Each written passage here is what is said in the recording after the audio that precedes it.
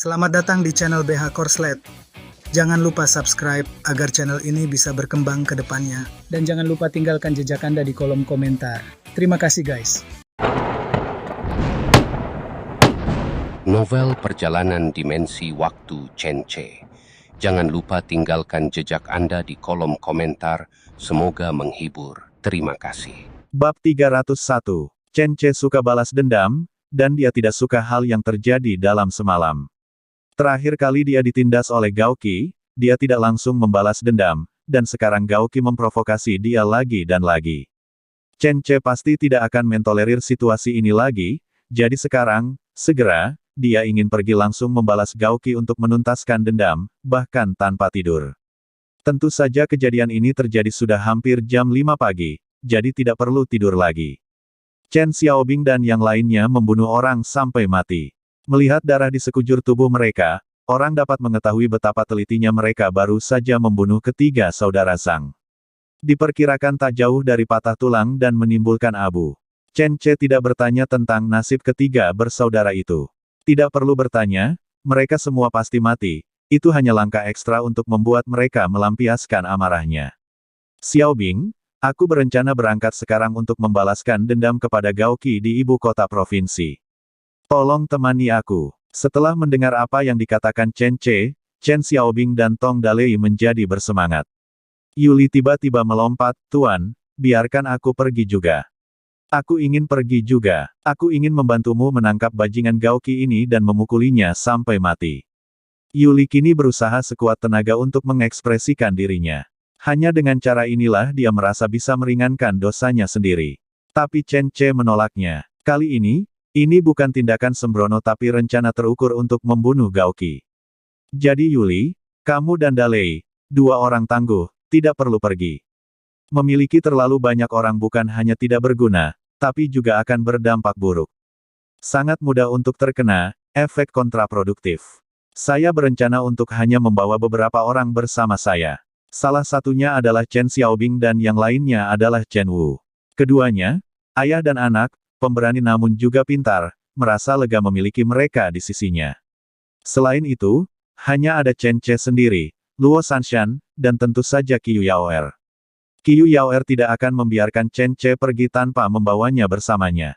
Masalah ini juga sangat penting baginya. Dia telah ditakuti oleh ular berbisa sepanjang malam, dan sekarang dia masih merinding ketika memikirkan ular berbisa itu. Dia bahkan berpikir jika dia mengikutinya, jika suaminya luput dari tangannya, dia bisa bergegas maju untuk memukulnya. Qiyu Yaoer, Chen Wu, dan Chen Xiaobing bisa dikatakan sebagai tiga orang dengan kekuatan tertinggi di seluruh desa Chenjia. Dengan perlindungan pribadi mereka, faktor keamanan Chen-Che akan sangat tinggi. Selain itu, ada Luo Sanshan. Jika kita membawa semua hewan peliharaan, maka dia, Luo Sanshan, adalah yang paling kuat. Izinkan saya bertanya, siapa yang bisa mengalahkan tiga harimau dalam satu duel? Jangankan pertarungan satu lawan satu, meski itu sebuah pasukan, Luo Sanshan akan berani menerobos dengan tiga harimau. Setelah beberapa pertempuran sebenarnya, kekuatan bertarung harimau telah meninggalkan kesan mendalam pada semua orang. Sayangnya kali ini membawa harimau terlalu mencolok, dan hal-hal lain tidak terlalu efektif. Pada akhirnya, Chen-Che memutuskan untuk membawa Ling. Ling itu kucing besar, kalaupun dibawa tidak akan terlalu mencolok mata, paling-paling hanya akan dilihat beberapa kali saja. Tapi harimau berbeda. Jika Anda mengeluarkan seekor harimau, pasti akan menarik perhatian penonton dari seluruh kota. Jika Anda mengeluarkan tiga harimau, seluruh kota akan kosong, dan orang-orang akan takut untuk keluar. Pertimbangan Chen-Che sangat komprehensif, dan tidak ada yang perlu ditambahkan. Meskipun Yuli tidak mau menyerah, dia tidak berani memiliki terlalu banyak pendapat. Dia hanya bisa mengikuti pengaturan dan melatih anggota baru di desa. Setelah kejadian ini, Yuli menjadi serius. Semua orang tampak seperti seorang pembunuh yang akan membunuh Chen-Che. Hal terpenting berikutnya adalah memupuk kesetiaan. Chen-Che dan rombongannya naik kereta dan meninggalkan desa Chenjia sebelum fajar. Saat ini, hanya sedikit orang yang datang ke pasar di luar desa Chenjia. Semua orang tidak akan terkejut ketika melihat gerbong Chen-Che. Lagi pula, setiap gerbong pengantaran di desa Chenjia harus keluar masuk berkali-kali. Di gerbong, Chen-Che duduk di tengah, dengan Luo Sanshan dan Qiu Yaoer duduk di kiri dan kanan. Ada juga seekor Ling yang duduk di pelukan Chen Ce. Kucing besar itu sudah sedikit lelah saat ini dan sudah makan 3 stik pedas berturut-turut. Sangat puas. Setelah membentuk lingkaran, ia berbaring di pangkuan Chen Ce dan tertidur.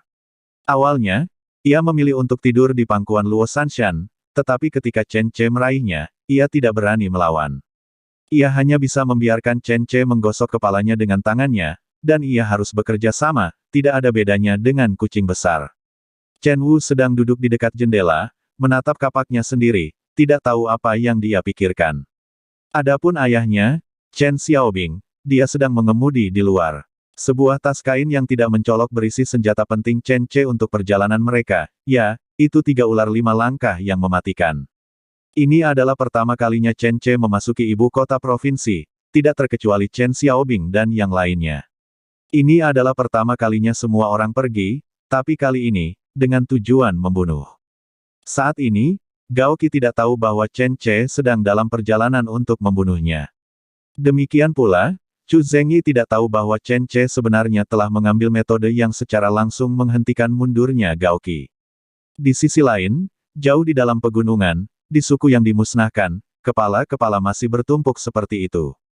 Satu demi satu, orang Qiang yang kembali dari berburu dari luar berlutut di depan tumpukan sambil menangis dengan sedihnya. Salah satu pria jangkung dan kurus tidak menangis. Dia meraih tombaknya erat-erat, mengatupkan buku jarinya erat-erat, dan menggerakkan giginya. Sudah ada darah yang mengalir dari sudut mulutnya, dan dia tidak melepaskan gigitannya. Ketua, pasti orang-orang dari dinasti Zhou yang melakukannya. Kita harus membalas dendam. Kita harus membalas dendam untuk orang tua dan anak-anak kita. Ketua, tolong beri saya perintah. Saya tidak sabar untuk menangkap orang-orang Dazhou itu dan memanggang mereka sebelum mereka dikorbankan untuk anak-anak saya. Satu demi satu, orang-orang Qiang berlutut di depan pria jangkung dan kurus itu, menangis dan memohon kepada pemimpin mereka untuk melawan. Mereka semua sudah dewasa. Mereka keluar setiap hari untuk mencari makanan dan berburu di pegunungan. Namun kali ini mereka tidak menyangka begitu keluar, mereka akan mengucapkan selamat tinggal kepada kerabatnya, baik tua maupun anak-anak. Kepala mereka dipenggal dan ditumpuk menjadi jingguan berbentuk piramida. Ini adalah sesuatu yang tidak dapat ditanggung oleh orang Qiang, atau dengan kata lain, ini adalah sesuatu yang tidak dapat ditanggung oleh orang berdarah apapun. Pemimpin suku Qiang bernama Kuleskar, mengangkat kepalanya ke langit dan mengeluarkan raungan panjang untuk melampiaskan amarah dan keengganannya. Bab 302. Konflik antara orang Qiang dan dinasti Zhou tidak dapat didamaikan. Karena upacara kedewasaan orang Qiang adalah memburu orang Zhou, mengulitinya, mencucinya, dan memasaknya dengan tangan mereka sendiri. Di bawah kebijakan berdarah ini, tidak ada ruang untuk perubahan antara dinasti Zhou dan orang Qiang. Tangan para anggota suku di depan Kuleskar berlumuran darah masyarakat dinasti Zhou. Namun, mereka tidak pernah menyangka bahwa suatu saat orang-orang dinasti Zhou yang mereka anggap sebagai domba berkaki dua, akan berani berburu suku mereka, dan membunuh semua kerabat mereka seperti babi dan anjing. Ini seperti seseorang yang memelihara sekawanan domba. Setiap kali anak-anak orang tersebut mencapai usia dewasa, mereka harus menangkap seekor domba, menyembelihnya, memasaknya dan memakannya. Namun tiba-tiba suatu hari, kelompok domba ini menjadi gila. Mereka berdiri dan mulai membunuh suku orang ini dan menjadikan kepala mereka jingguan. Saat ini, kesenjangan psikologis antara kelompok orang Qiang ini sangat besar, begitu besar sehingga mereka tidak dapat menerimanya. Semakin banyak orang Qiang yang kembali ke sukunya. Melihat kerabatnya yang terbunuh, mereka langsung mengeluarkan petisi perang seolah menangis. Kuleskar juga ingin segera membunuh semua orang Zhou, tetapi pada dasarnya dia curiga. Dia masih tidak mengerti mengapa orang-orang Zhou, yang selalu pengecut, tiba-tiba melancarkan serangan mendadak terhadap suku mereka kali ini. Pembantaian yang sangat berdarah, apakah ini konspirasi rakyat Zhou? Apakah mereka mempunyai jebakan yang lebih besar yang menunggu mereka? Kuleskar tetap diam menghadapi permintaan warga suku tersebut, yang juga membuat semakin banyak anggota suku yang kesal. Tuanku, apakah Anda takut dengan serangan orang Zhou ini? Apakah Anda tidak berani lagi membalaskan dendam kerabat Anda? Apakah Anda ingin menjadi pengecut? Tuan Ketua, saya tidak percaya bahwa Anda yang pemberani bisa menjadi pengecut. Kami semua ingin mengikuti Tuan Ketua yang tak kenal takut itu, dan kami juga meminta Tuan Ketua untuk memimpin kami menaklukkan tanah orang-orang Zhou. Mereka membunuh anggota suku kita akan menggandakan pembalasan kepada mereka. Beranilah dan biarkan domba besar berkaki dua Zhou itu mengerti siapa mimpi buruk mereka yang sebenarnya. Tuan Ketua, selama bertahun-tahun yang lalu kita orang Qiang adalah pemburu domba berkaki dua dari dinasti Zhou. Kita membunuh orang-orang mereka kapanpun kita mau, dan merampok barang-barang mereka kapanpun kita mau. Pada saat itu, kita sangat bersemangat tinggi. Itulah siapa kita, jiwa sebenarnya dari orang-orang Qiang. Mohon jangan ragu lagi dan pimpin kami untuk mematahkan ilusi tak tahu malu dari domba berkaki dua sialan itu. Satu demi satu prajurit Qiang berlutut di depan Kuleskar, dengan keganasan dan fanatisme di mata mereka. Menurut mereka, jika mereka tidak menimbulkan masalah bagi orang Zhou, maka mereka sudah melakukan kebaikan dewa mereka. Sekarang orang-orang Zhou benar-benar berani mengetuk pintu mereka dan membunuh begitu banyak kerabat mereka. Ini tidak bisa ditoleransi, sama sekali tidak bisa ditoleransi. Semua orang Zhou yang terlihat harus dibunuh. Kuleskar menarik napas dalam-dalam, menahan amarahnya, dan setelah sekian lama dia perlahan berbicara dengan suara yang sedikit serak, saya juga ingin membalas dendam, dan saya juga ingin membunuh semua orang Zhou yang pemberani itu. Namun, saya khawatir ini adalah jebakan. Saya khawatir orang-orang dinasti Zhou itu membawa kita menuju kehancuran. Semua orang juga tahu bahwa orang-orang dinasti Zhou selalu berbahaya dan licik, penuh jebakan dan trik kotor. Meskipun mereka mengatakan demikian, kelompok orang Qiang ini, yang relatif berpikiran sederhana dan kurang berkembang, tidak berpikir demikian. Satu demi satu, para pemuda berdiri dari tanah. Kuleskar, Anda adalah pemimpin kami, dan kami menghormati Anda, tetapi jika Anda tidak dapat memimpin kami menuju kemenangan dan membalaskan dendam kerabat kami, maka kami dapat mengganti pemimpin kami kapan saja. Betul, yang kita butuhkan adalah pemimpin yang bisa memimpin kita, bukan pemimpin yang takut serigala di depan dan harimau di belakang, bahkan tidak berani membalaskan dendam kerabatnya. Jika Anda tidak berani membalaskan dendam kerabat Anda, Ketua Kuleskar, maka saya sarankan Anda memilih Abaki menggantikan Anda sebagai pemimpin. Saya setuju. Keberanian Abaki terlihat jelas bagi semua orang. Jika dia terpilih sebagai pemimpin, maka Abaki pasti akan membawa kita ke tanah orang Zhou, merampas milik kita, dan membantai mereka yang menjadi milik kita. Bunuh semua kerabat dinasti Zhou. Saya mendukung Abaki. Omong kosong. Kapan pemimpin Kuleskar mengatakan dia tidak akan membalas dendam? Jangan membuat masalah di saat seperti ini. Ya, tujuan kita sekarang adalah menghadapi orang-orang Zhou, bukan berkelahi di antara kita sendiri. Jika kita ingin berperang, kita harus menunggu sampai kita membunuh semua orang Zhou sebelum kita bisa bersaing. Kedua belah pihak terpecah menjadi dua kelompok dan mulai bertengkar. Dengan raungan yang keras, Kuleskar meraih orang yang mengeluarkan suara paling keras dan mengangkatnya dari tanah. Berhentilah berdebat. Aku ingin balas dendam lebih dari kalian semua. Ayah, ibu, istriku, dan ketiga anakku semuanya dibunuh oleh mereka. Bukankah aku sama marahnya denganmu? Akulah pemimpinnya, aku tidak hanya ingin membawamu untuk membalas darah dan kebencian, aku juga ingin membawamu ke tempat aman dan membiarkan lebih banyak dari kalian yang selamat. Jika kalian semua mati selama ekspedisi, maka aku, pemimpinnya, akan tetap menempatkanmu di dalam kesadaran. Abaki, katakan padaku, apakah kamu akan bersaing denganku untuk posisi pemimpin sekarang? Kalau begitu, kita akan berduel sekarang. Kamu harus berpikir jernih, karena selama kamu menganggukkan kepala, aku akan membunuhmu, kamu harusnya mengetahui kekuatanku.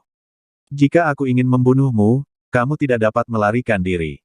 Kuleskar menatap dingin ke arah pria Qiang yang lebih tinggi, pria Qiang yang kuat, Abaki, yang sekarang dikenal sebagai pejuang pertama suku tersebut. Abaki jelas lebih kuat dan memiliki rekor lebih baik. Tapi saat dia menghadapi mata gila Kuleskar, dia secara naluriah menyerah. Dia setengah berlutut di tanah dan berkata, Tuan Ketua, saya tidak punya niat bersaing dengan Anda sekarang. Saya hanya meminta Anda untuk memimpin kami dan membalas darah. Balas dendam darah. Balas dendam darahnya. Semakin banyak orang Qiang mengikuti Abaki, mengangkat tangan dan berteriak. Kuleskar mendengus dingin dan berkata, balas dendam itu perlu, tapi kita tidak bisa bertindak sembarangan. Sekarang, ikuti perintahku dan hitung semua anggota suku. Aku ingin tahu berapa banyak orang yang mati dan berapa banyak dari kita yang tersisa, berapa banyak makanan yang masih kita miliki, dan seberapa jauh kita dari orang Zhou terdekat. Setelah kita mengetahui hal-hal ini, tidak akan terlambat bagi kita untuk bertarung lagi. Kita harus mengatakan bahwa berbicara dengan alasan dan bukti masih sangat kuat. Setidaknya setelah Kuleskar mengucapkan kata-kata ini, orang-orang Qiang tidak merasa kecewa dan turun satu demi satu untuk menghitung angka yang diinginkan pemimpinnya. Setelah sekian lama mencatat statistik, Abaki datang untuk melapor atas nama semua orang. Tuan Pemimpin, kali ini, 489 anggota klan kita tewas. Kita masih memiliki sekitar 300 prajurit di klan, dan beberapa dari mereka belum kembali. Saat besok, diperkirakan 100 orang akan kembali. Abaki melaporkan kepadanya semua data yang diinginkan Kuleskar satu persatu. Kuleskar mengerutkan kening. Ada apa, pemimpin? Apa ada yang salah dengan ucapanku?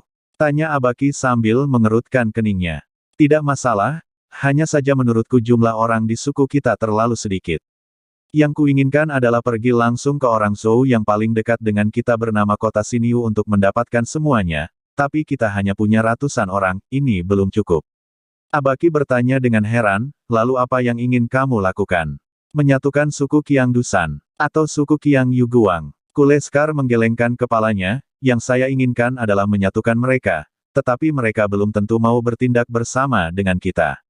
Baik itu Dusan atau Yuguang, kekuatan mereka jauh lebih besar dari kita. Ada 1000 orang prajurit di suku Dusan, dan ada juga 800 prajurit dari suku Yuguang. Abaki bertanya dengan bingung, kalau begitu, apa yang Anda pikirkan, Tuan? Meskipun kita hanya memiliki 400 prajurit, ketika kita orang Qiang menyerang, bahkan jika mereka, orang Zhou, 10 kali lebih banyak dari kita, saya juga yakin bisa memenangkannya secara langsung. Kuleskar menggelengkan kepalanya dan setelah terdiam lama, Abaki, yang kuinginkan adalah langsung melancarkan balas dendam fatal pada orang-orang Zhou itu. Jumlah orang kita saja tidak cukup. Aku ingin menyatukan kedua suku itu. Kita membutuhkan kekuatan mereka. Tapi, Abaki memandang pemimpin di depannya dengan bingung. Itu jelas sesuatu yang tidak bisa dilakukan, dan tidak ada gunanya tidak peduli seberapa banyak dia berkata. Kuleskar menyipitkan matanya dan tiba-tiba berkata, jika saya mengundang saudara dari suku Yuguang dan suku Dusan untuk berburu beruang musim semi, Abaki, menurut Anda apakah prajurit dari kedua suku ini akan keluar dengan kekuatan penuh? Abaki berkata dengan pasti, tentu saja, beruang musim semi adalah dewa orang Qiang kita. Selama kita berburu beruang musim semi, kita dapat menyatukan berbagai suku orang Qiang. Tapi dari mana datangnya beruang musim semi? Kamu tidak perlu memikirkan hal ini. Kuleskar menyipitkan matanya dan membuat keputusan, Abaki, aku ingin kamu pergi ke suku Dusan dan suku Yuguang dan memberitahu pemimpin mereka bahwa kita telah menemukan sesuatu di pegunungan tanduk. Ada sosok beruang musim semi, tetapi suku Kusui kita memiliki terlalu sedikit orang untuk menangkapnya, jadi kita mengundang mereka pergi ke gunung tanduk untuk menangkap beruang musim semi dan membuat rencana bersama. Perkataan Kuleskar membuat Abaki sedikit bingung, namun ia harus menuruti perintah pemimpinnya. Maka ia segera membawa beberapa anak buahnya dan berangkat ke suku Dusan dan suku Yuguang untuk mengundang pemimpin kedua suku tersebut. Begitu para pemimpin dari dua suku besar mendengar bahwa beruang musim semi telah muncul, mereka segera menyerahkan semua yang ada di tangan mereka, membawa prajurit suku mereka, dan langsung menuju gunung tanduk yang jaraknya 100 mil. Pada saat yang sama, Kuleskar juga memerintahkan pemimpin suku lainnya untuk membawa sekitar 200 orang ke Gunung Tanduk, berpura-pura sedang berburu beruang musim semi, dan juga meminta mereka untuk berbohong, mengatakan bahwa mereka telah melihat beruang musim semi, yang membuat para pemimpin suku Yuguang dan suku Dusan sangat gembira dan mengabdikan diri mereka dengan sepenuh hati untuk berburu beruang musim semi. Adapun Kuleskar tidak langsung pergi, melainkan meminta anak buahnya berbohong dan mengatakan dia sedang berburu beruang musim semi di bagian pegunungan lain. Gunung tanduk sangat besar sehingga bukan hal yang aneh jika mereka tidak bertemu satu sama lain untuk sementara waktu. Namun, tidak ada yang menyangka bahwa Kuleskar tidak pergi sama sekali, dia akan melakukan penyergapan dan pembunuhan di suku Yuguang. Begitu orang-orang dari suku Yuguang pergi, Kuleskar dan anak buahnya akan bergegas ke suku Yuguang dan mulai membunuh. Mereka membunuh semua orang tua, anak-anak, dan wanita suku Yuguang, lalu memenggal kepala mereka dan menempatkan mereka menjadi tumpukan. Masyarakat suku Yuguang menghadapi kesulitan ini, tidak terkecuali masyarakat suku Dusan. Kuleskar mengulangi rencananya dan membunuh semua orang tua dan anak-anak yang ditinggalkan oleh suku Dusan. Tidak ada yang selamat. Bahkan beberapa orang yang bersembunyi ditemukan dan dibunuh oleh mereka. Dalam satu hari, 2 suku besar dibantai, namun Kuleskar tidak berani beristirahat. Dia memimpin rakyatnya dan berlari ke Gunung Tanduk dalam semalam. Bab 303. Otak orang Qiang tidak terlalu berguna, tapi Kuleskar jelas merupakan sebuah anomali. Dia telah berpikir lebih baik daripada orang lain sejak dia masih kecil, dan dia suka menggunakan otaknya bahkan saat berburu, yang membuatnya mendapatkan sedikit lebih banyak daripada yang lain. Seiring waktu, dia perlahan mendapatkan prestise, dan kemudian ketika pemimpin lama turun tahta 2 tahun lalu, dia merebut posisi kepemimpinan dengan keunggulan absolut. Namun tidak ada yang menyangka bahwa Kuleskar akan membunuh semua orang tua dan anak-anak yang tertinggal dari suku Yuguang dan Dusan. Tujuannya melakukan ini tentu saja untuk membingkai kesalahan orang-orang dinasti Zhou. Semua anggota suku yang berpartisipasi dalam operasi tersebut, diperintahkan untuk diam oleh Kuleskar, dan tidak ada yang diizinkan untuk mengatakan apapun tentang hal itu.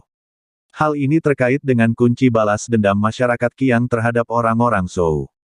Sekalipun para bawahan ini merasa pandangan hidup mereka telah terpengaruh, betapapun tidak nyamannya mereka hanya dapat menelan akibat buruknya dan tidak akan menyebarkannya kepada orang lain. Hampir sehari kemudian, Kuleskar bertemu dengan orang-orang dari suku Yuguang dan suku Dusan. Masyarakat suku Yuguang dan suku Dusan juga merasakan Kuleskar pemimpin suku Kushui sangat manusiawi, tidak seperti pemimpin lama yang tidak pernah berbagi hal-hal baik. Mereka memang sangat berterima kasih kepada Kuleskar, karena beruang musim semi adalah hewan suci bagi seluruh orang Qiang, dan jika mereka menangkapnya, hal-hal indah akan terjadi. Semua orang Qiang sangat percaya akan hal ini, dan tidak ada yang menyangka bahwa masyarakat suku Kushui akan menipu mereka dengan berita palsu. Apa yang Kuleskar sendiri tidak menduga bahwa dia hanya mencoba menipu orang-orang dari kedua suku tersebut, tetapi beruang musim semi sebenarnya ditemukan di Gunung Tanduk. Yang disebut beruang musim semi adalah beruang coklat putih. Beruang coklat albino yang sangat langka. Kuleskar tidak menyangka saat dia menunjuknya, ternyata ada beruang musim semi di Gunung Tanduk. Itu adalah beruang coklat albino yang sangat besar dan liar, dengan berat lebih dari 500 kg. Ia adalah raja pegunungan dan hutan, berdiri di puncak rantai makanan. Namun lawannya kali ini adalah para elit dari 3 suku Qiang. Masyarakat suku Yuguang dan suku Dusan melihat beruang musim semi yang legendaris, dan mereka menjadi semakin percaya dengan masyarakat suku Kushui. Beruang coklat albino seberat 500 kg ini sangat kuat dan dapat bertarung dengan sangat baik, namun ketika dihadapkan dengan orang-orang Qiang yang bersenjatakan senjata beracun, akhirnya ia terjatuh di pegunungan dan dataran. Ketika beruang raksasa albino jatuh, orang-orang Qiang di seluruh gunung bersorak memekakkan telinga. Semua orang Qiang sangat senang, tapi segera Kuleskar memberi mereka pelajaran. Dia mengirim seorang adik lelaki untuk bergegas keluar pada saat kritis dan berteriak dengan keras, "Tidak, tidak, tidak, pemimpin." Kuleskar berkata dengan tidak senang, "Mengapa kamu terburu-buru? Kami baru saja berburu beruang musim semi yang legendaris. Bagus sekali. Kita orang Qiang pasti akan bisa bersinar di masa depan." Adik laki-laki itu menjawab dengan lantang, "Sesuatu telah terjadi di dalam suku, kepala suku. Suku Kushui kita diserang oleh orang-orang Zhou. Mereka membunuh semua tetua, anak-anak, dan wanita di suku kita. Mereka juga mengambil kepala semua orang. Kepala dipenggal dan ditumpuk menjadi tumpukan." Apa? Kuleskar sangat marah. Ini bukanlah akting, itu hanya prospek untuk muncul kembali. Ketika para pemimpin suku Yuguang dan suku independen mendengar ini, mereka semua menoleh dengan heran. Adik laki-laki itu melanjutkan dengan mengatakan, "Seorang saudara melihat orang-orang Zhou juga pergi ke suku Yuguang dan suku Dusan. Mohon minta kedua pemimpin untuk membawa orang kembali untuk melihat, jika terjadi hal yang sama, jangan tinggalkan kami. Kita harus membalas dendam bersama-sama." Penduduk suku Yuguang dan suku Dusan tidak bisa duduk diam, dan semua orang membagi beruang besar itu di antara mereka sendiri. Saat Kuleskar yang memberikan informasi kali ini, para pemimpin suku Yuguang dan suku Dusan berpikir bahwa dia harus melakukannya. Itu adalah pencapaian pertama mereka, maka mereka memberikan kulit beruang tersebut kepada Kuleskar. Kemudian, Cakar beruang yang besar itu dibagi di antara mereka, dan ketiga suku tersebut juga mengambil sebagian dari daging beruang tersebut. Setelah melakukan ini dengan tergesa-gesa, orang-orang dari ketiga suku tersebut bubar. Namun, setelah Dusan dan orang-orang dari suku Yuguang pergi, orang-orang dari suku Kushui melambat. Abaki, yang sudah merasakan ada yang tidak beres, menemukan Kuleskar dan bertanya dengan kasar, "Tuan pemimpin, apakah Anda yang membunuh orang-orang dari suku Dusan dan suku Yuguang?" Kuleskar tidak menyangkalnya sama sekali, dia hanya berkata, "Kita perlu menyatukan masyarakat kedua suku ini. Kamu bajingan, kamu binatang buas. Meskipun mereka tidak berasal dari suku yang sama dengan kita, mereka tetap saudara dan saudari kita orang Qiang. Kamu benar-benar membunuh mereka semua, dan kamu membunuh lebih banyak daripada orang Zhou itu. Kamu bajingan, kamu sama sekali tidak layak menjadi pemimpin kami." Abaki mengumpat dengan keras, namun Kuleskar meninjunya dengan keras dan menjatuhkannya ke tanah. Kemudian, ujung tombak beracun ditancapkan ke leher Abaki. Kuleskar berkata dengan dingin, "Jika kamu ingin membalaskan dendam keluargamu, kamu harus menyatukan semua kekuatan yang bisa bersatu. Suku Yuguang dan suku Dusan akan membantu kita. Sebaiknya serahkan masalah ini padaku. Kecuali jika Anda tidak ingin membalaskan dendam keluarga Anda, dan Anda tidak ingin saudara-saudari yang meninggal itu beristirahat dengan tenang, gunakan otak Anda, apakah keluarga Anda yang meninggal lebih penting, atau orang-orang dari suku lain?" Abaki menjambak rambutnya kesakitan. Dampak seperti ini pada pandangannya membuatnya sangat kesakitan. Semua orang di suku Kushui tahu bahwa Kuleskar memimpin orang-orang untuk membunuh orang-orang dari suku Yuguang dan suku Dusan. Namun, semua orang tetap diam di bawah bujukan Kuleskar. Di sisi lain, orang-orang dari dua suku besar kembali dan melihat tumpukan kepala jingguan dari warga suku-suku yang telah dibantai. Tentu saja, mereka tidak benar-benar mengetahui kebenaran dan datang untuk membalas dendam dari Kuleskar. Mereka datang untuk bergabung dan membalas dendam kepada orang-orang Zhou. Apalagi ketika mereka juga melihat tumpukan kepala jingguan dari suku Kushui, para pemimpin kedua suku tersebut menjadi sangat marah. Tanpa ragu, mereka semua mengira yang melakukannya adalah orang Zhou. Bagaimanapun, orang-orang Zhou dan orang-orang Qiang memiliki perseteruan sejak lama. Masuk akal dan logis jika tiga suku besar dimanfaatkan oleh orang-orang Zhou untuk membunuh keluarga mereka. Tidak ada yang meragukannya. Bahkan ada seorang anak yang masih hidup dari suku Yuguang yang maju dan mengatakan bahwa orang yang membunuh sukunya berasal dari suku Kushui. Mereka bahkan percaya bahwa anak tersebut ketakutan hingga gila dengan melihat pembunuhan, dan mereka tidak percaya bahwa saudara sukunya akan membunuh anggota keluarganya sendiri. Pasukan koalisi dari tiga suku besar dengan cepat berintegrasi. Abu, pemimpin suku Yuguang, dan Kunsan, pemimpin suku Dusan, memilih Kuleskar sebagai pemimpin koalisi, bersumpah untuk menaklukkan dinasti besar. Kekuatan gabungan dari pasukan koalisi berjumlah 2.500 orang, semuanya adalah prajurit elit, karena hanya prajurit elit yang dapat berpartisipasi dalam perburuan beruang musim semi. Tanpa ikatan anggota keluarga tersebut, orang-orang ini akan menjadi mesin pembunuh yang hidup.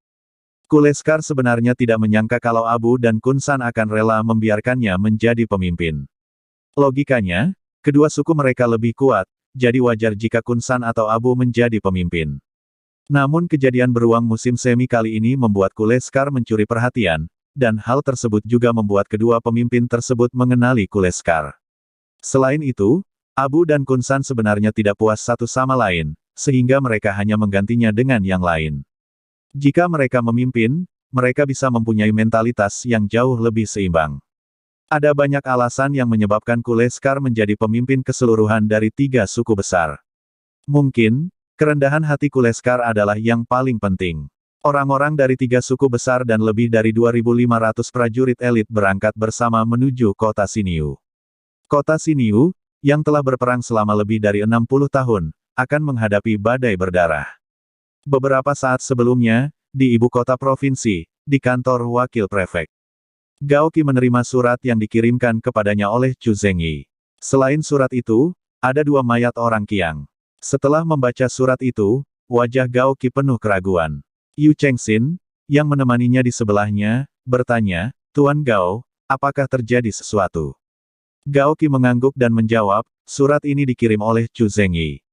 Dia mengatakan dalam surat itu bahwa ada pemberontakan di antara orang-orang Qiang dan mereka akan keluar lagi untuk menyerang kota Xinyu, kota Rongdong dan sekitarnya.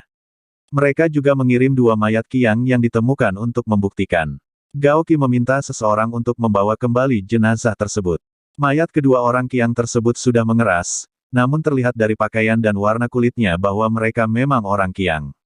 Yu Chengxin bertanya dengan bingung, orang-orang Qiang di wilayah Chengzu tidak melakukan pemberontakan selama 60 tahun. Meskipun mereka merampok beberapa orang hampir setiap tahun selama periode ini, dampaknya tidak besar. Sekarang Chu Zengyi mengatakan bahwa mereka akan menyerang, ini terlalu kebetulan. Apakah orang Qiang turun gunung dan melancarkan serangan besar-besaran ke kota-kota sekitarnya? Tuan Gao, menurutku orang ini, Chu Zengyi, memiliki motif tersembunyi. Tapi jangan biarkan dia membodohimu. Gao Qi mengetuk meja dengan lembut, tapi sangat puas ketika ada jawaban. Pikiran Gao Qi sedang kacau. Inti permasalahan dari berita ini adalah jika benar itu yang terjadi, maka masalah ini akan menjadi hal yang paling penting di Chengzu, dan dia, Gao Qi, juga akan dirugikan karena itu. Dia akan dimintai pertanggungjawaban oleh prefek. Jika menimbulkan masalah yang besar, misalnya suku Qiang menyerbu dan membantai seluruh kota, maka sudah jelas dia tidak perlu menjadi wakil prefek sama sekali. Prefek akan menulis surat ke istana dan menunggu istana kekaisaran menjadi malu dan memecatnya. Tentu saja, jika hanya sekelompok kecil orang Qiang yang melakukan perampokan kelompok kecil yang sama seperti tahun-tahun sebelumnya, Gao Qi tidak akan menganggapnya serius sama sekali. Bagaimana jika jumlah orang biasa lebih sedikit? Khususnya di kota Xinyu dan desa Chen, meskipun semua orang di desa Chen meninggal, Gao Qi tidak akan merasa kasihan pada mereka. Dia bahkan mulai berharap orang-orang Qiang ini akan menjadi lebih kuat, lebih disukai dengan menjarah Chen Ce dan desa Chenjia-nya. Bersambung ke bab selanjutnya.